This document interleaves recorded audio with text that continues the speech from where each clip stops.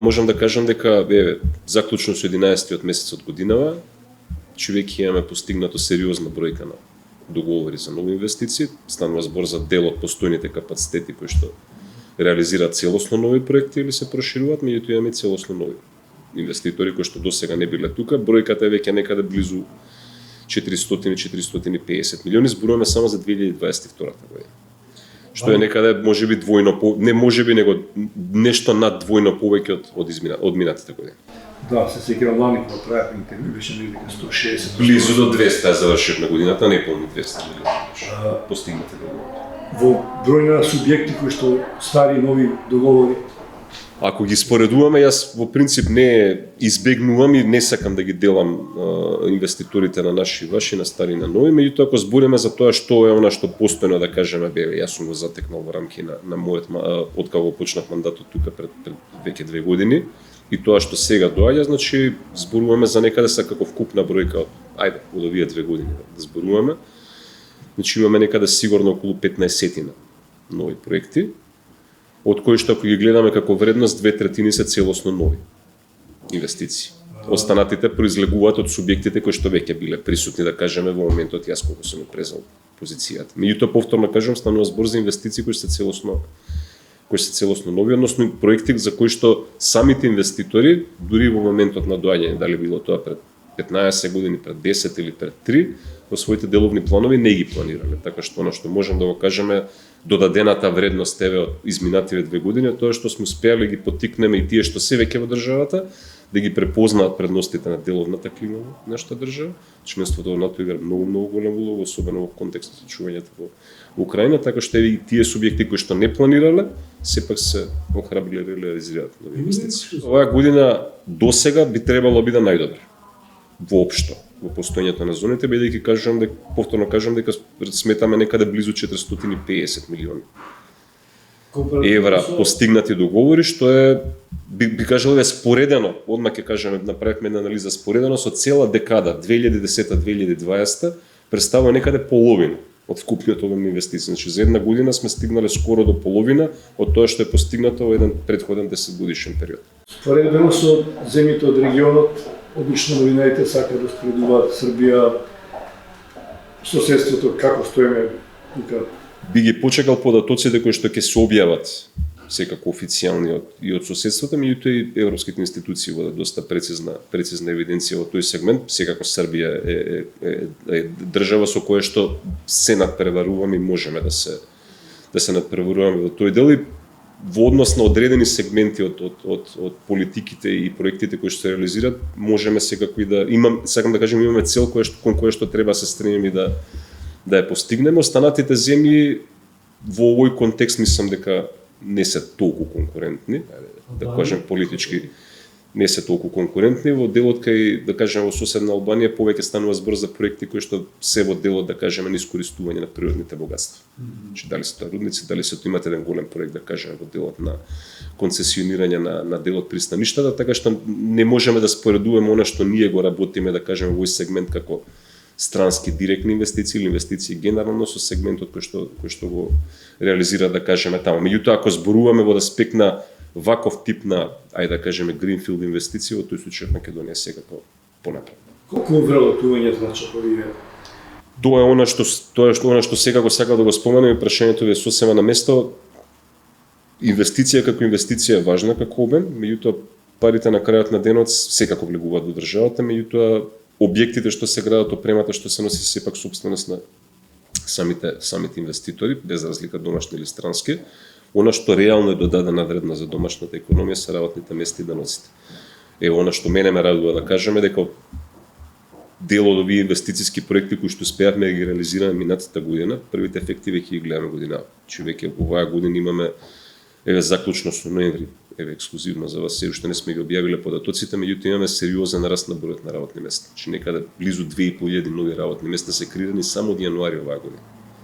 Тоа е некаде раст од скоро, мислам дека близу 17 или 18%, што е значително. Че ние, ако ви кажам дека на крајот од 2020 година, кога преземав позицијата, имавме неполни 14.000 работни места, во моментот сме сега некаде на 16 1.500 работни места. Тоа е сериозна, изминете, неполни 13.000 работни места беше во декември 2020, че веќе имаме скоро 3.500 нови работни места во 2 години, што е значително. Кога почнате кампањата, кога преземавте оваа улога, рековте дека синтагмата ефтина работна сила не постои, више нема да видите така. Но се сеќавам дека говорите дека просечната плата во зоните се уште ја брка просечната плата во државата. Како сега стои? Тоа беше ситуација до минатата година, на крајот на минатата година, на почетокот на оваа година, врз база на годишните извештаи на самите компании, че не се податоци кои што ние си ги најдовме, си ги измисливме, че во база на годишните сметки на самите компании, кои што внимателно ги анализиравме, ни покажа дека за прв пат просечната плата во компаниите во зоните е повисока од националниот просек. Процентот беше некаде 3 или 4% поени над. Меѓутоа, важно е дека за прв пат се случи таква ситуација. Оваа година очекувам дека трендот на раст од информациите што ги имаме, сега го ги следиме работењето на самите компании, тоа трендот на раст е доста интензивен, така што годинава очекувам да завршиме со сериозен раст во тој сегмент исто така.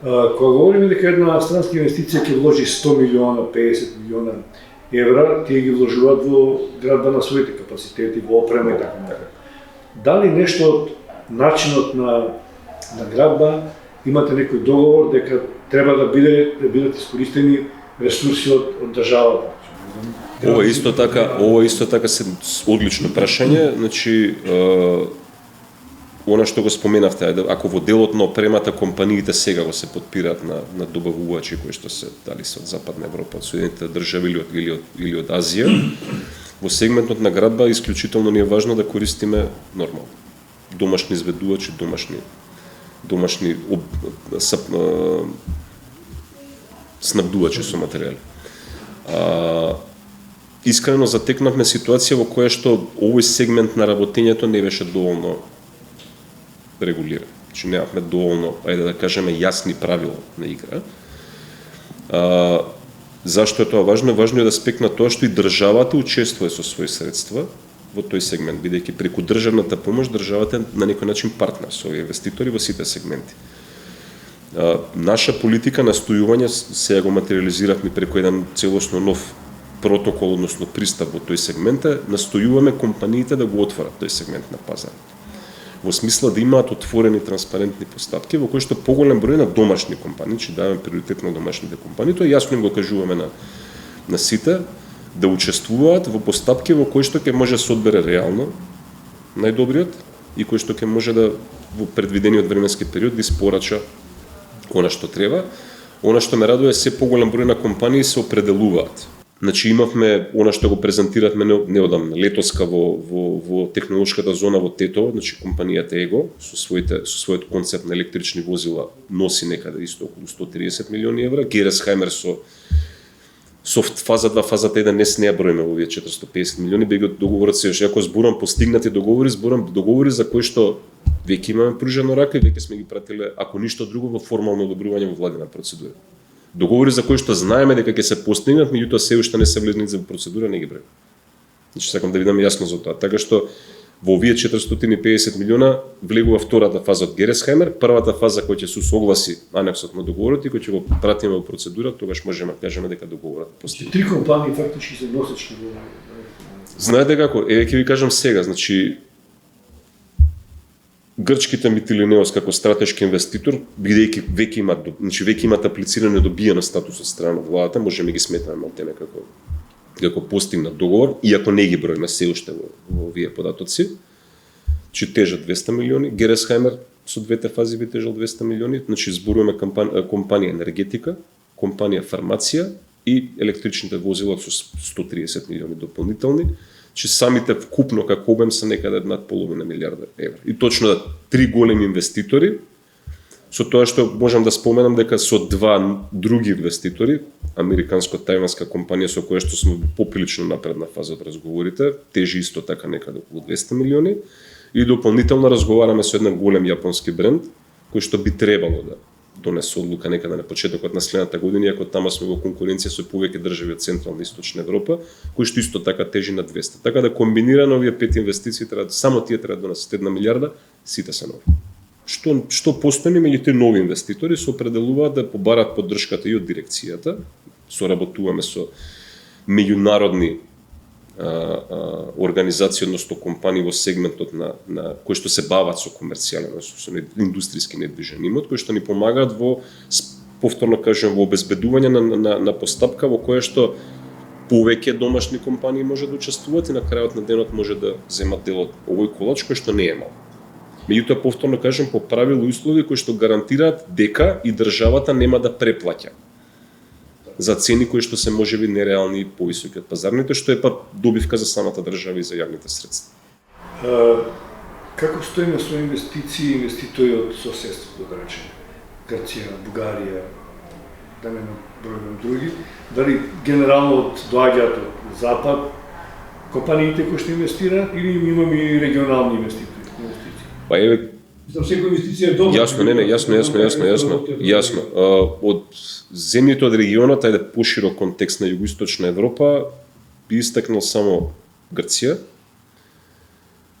Една, да кажем, од придобивките, можда не е директна, меѓутоа секако има влијание на Преспанскиот договор и тоа што непосредно потоа изразен интерес од голема грчка компанија, не е ни тајна. Станува збор за компанијата Митилинеос, која што е активна од делот на енергетиката, која што неодамна доби статус на стратешки инвеститор од страна на владата, кој што би требало биде клиент на дирекцијата во делот на една посебна индустријска зона во која што ќе развиваат својата дејност. Станува збор за сериозно голема инвестиција, која што значително ќе придонесе, да кажеме, во сегментот на производството на електрична енергија, нешто што, да кажеме, во овој период секако е многу важно и заради ситуацијата на пазарот на енергенси, така да тоа, повторно кажам, е нешто што е продукт на реалниот исчекор во политичките билатералните односи што ги имаме што ги развиваме со јужниот сосед, и тоа е нешто што, да кажем, мене лично ме радува. Така што во сегментот на компаниите од југоисточна Европа, Грција од земјите од југоисточна Европа, ако може така кажеме, Турција би издвоил исто така како држава во која што имаме, да кажеме, неодамна промовиравме нова инвестиција од целосно нов инвеститор, компанијата Технопанел, кој што инвестира во технолошката развојна зона во Скопје. Рековте дека нема да правите разлика меѓу домашни и странски компании и дека концептот на ТИРС во смисла на индустријски паркови ќе се примени за домашните компании.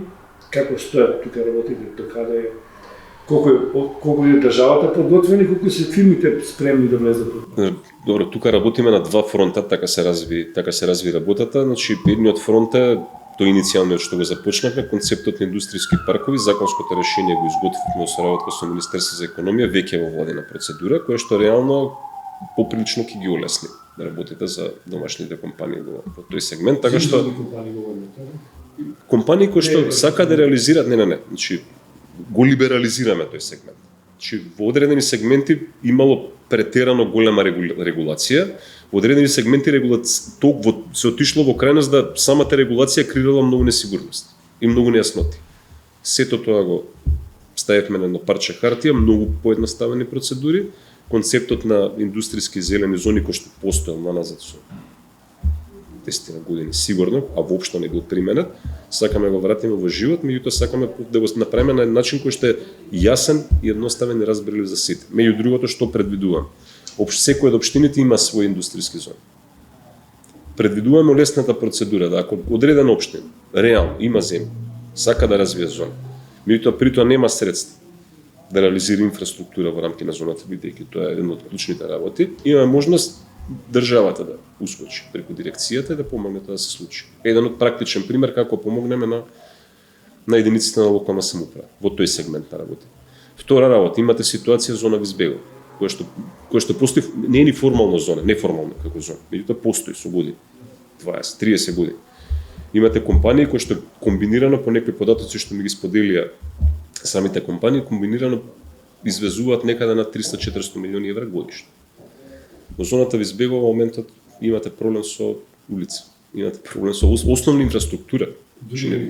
Основна инфраструктура. Че зборуваме улица, канализација, осветлување, не зборуваме за 5G интернет и така натаму.